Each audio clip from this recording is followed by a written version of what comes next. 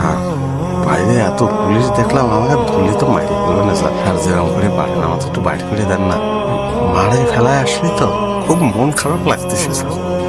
মাকে ফেলে এসেছো? কোথায়? হাসপাতালে ফেলায় আইছি স্যার। হাসপাতালে? কোন হাসপাতালে? ঢাকা মেডিকেল। কিডনি আছে না, তো দুটো কিডনি মার নষ্ট হয়ে গেছে। ডাক্তার বলেছে যে আমাকে কিডনি কোনো কাজে লাগবে না। এই কথা তুমি আমাকে আগে বলোনি কেন? কোন ওয়ার্ডে? আর ওয়ার্ডে না, ওই যে বারান্দার উদিন স্যার ওয়ার্ডে টাকা পয়সা নেই, সামান্য জমি জমা ছিল স্যার। তা ওই আমি বিদেশ যাবো সেই জন্যই স্যার ওই জমি বেঁচে দিচ্ছি। তো ওরা কিরম করে লেগে নিছে আমরা তো বুঝিনি। বাবার কবর ওই জমির মধ্যে ছিল। মা বলেছিল যে তার কবরটা যেন বাবার কবরের পাশে দেওয়া হয়। মা মরে গেলে মার কবর কিরম করে দেবো